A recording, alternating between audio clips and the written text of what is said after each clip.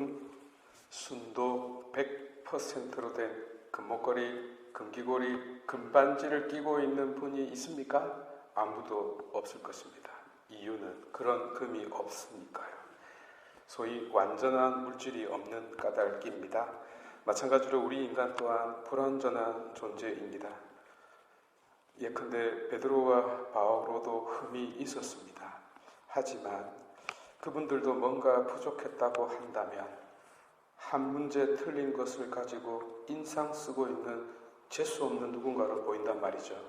하여 이를 극적으로 보여줄 어떤 희생자가 필요한데요. 오늘 시몬과 타데오가 그 주인공이 되겠습니다. 이분들은 정말 유명한데요.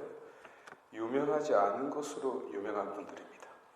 소위 중요하지 않은 것으로 중요한 분들이 되겠습니다. 12사도들 중에 구색만 갖춘 그저 숫자만 채우는 정도의 의미 외에는 없네요. 시몬은 성경에서 거의 한 번도 언급이 된 적이 없습니다. 그나마 시몬 베드로와 이름이 같아서 앞에 열혈당원이라는 수식어가 붙은 것 외에는 곧 베드로와 구분되기 위해서 언급되어야만 했던 인물입니다. 그러니까 아무것도 없네요. 아멘.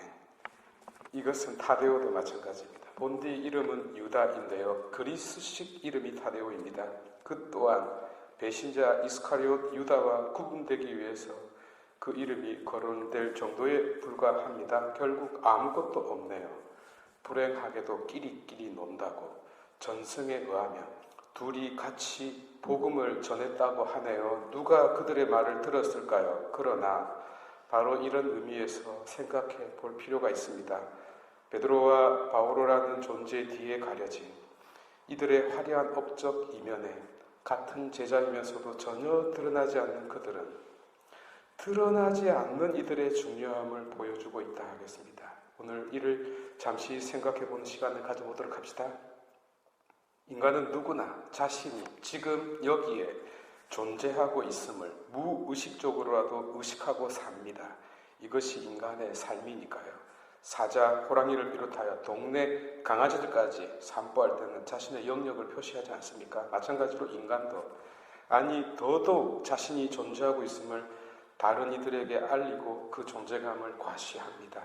그것이 무엇이든 예컨대 며느리라는 위치에 처음 서게 될 때 매우 수세적으로 앉게 되지만 시간이 지날수록 곡간 열쇠를 쥐고 있는 자로 스스로 인식하게 되어 있습니다.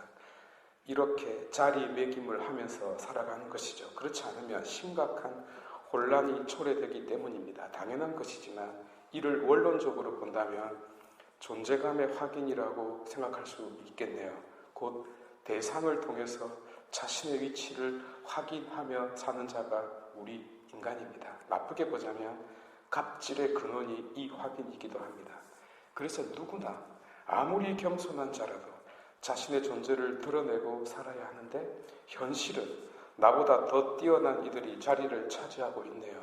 그래서 억압, 소위 컴플렉스가 발생하고 스스로를 누르고 살 수밖에 없어요. 하여 관심사 밖의 관심사가 된다는 것은 참으로 견디기 힘든 일입니다.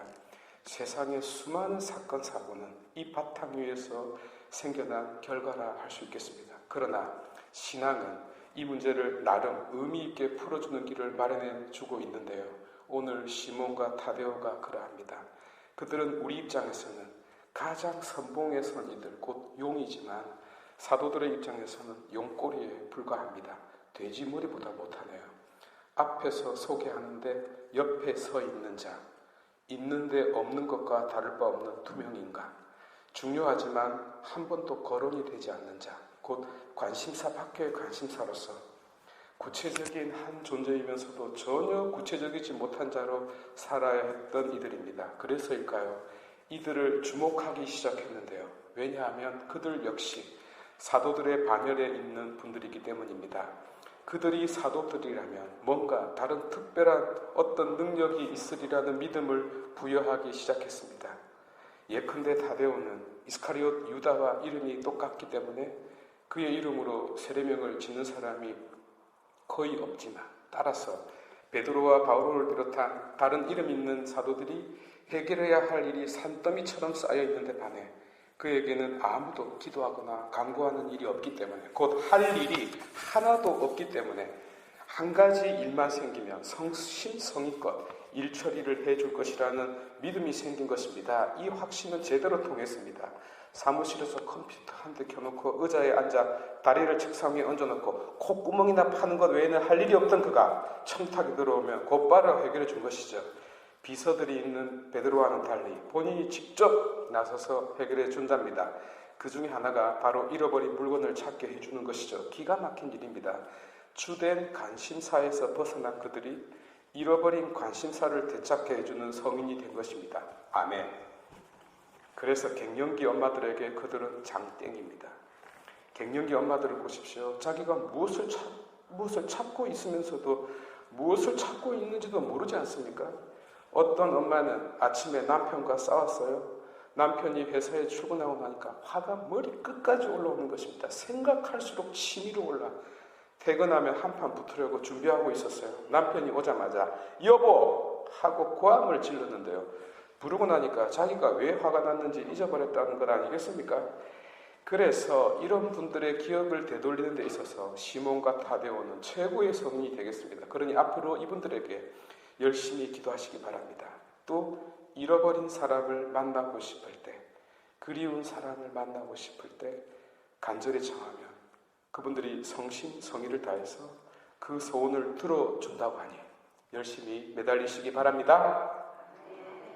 물론 문제는 여전히 남아 있습니다. 왜냐하면 무엇을 잃어버리고 그들에게 기도할 때 본인이 무엇을 잃어버렸는지를 잊어버리니까요. 답이 없네요. 어쨌든 참으로 존귀하고 소중한 여러분, 오늘 여러분들에게 드리고 싶은 요지는 이 두 사람이 빠지면 12제자가 구성되지 않는다는 점입니다.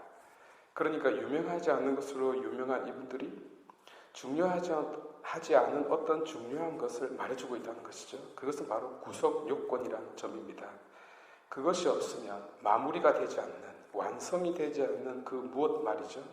예컨대 우리가 베드로나 바오로 같은 화려한 사람은 되지는 못한다 할지라도 좀 잊지 못하고 얼굴도 내밀 수 있는 처지가 못한다 하더라도 사람들에게 별로 인지되지 못하고 그렇게 떵떵거리지도 못하더라도 이 두 사람이 제자 공동체를 형성하고 있는 것처럼 어쩌면 보잘것없는 우리도 교회의 공동체를 이루는 중요한 일원이라는 점입니다.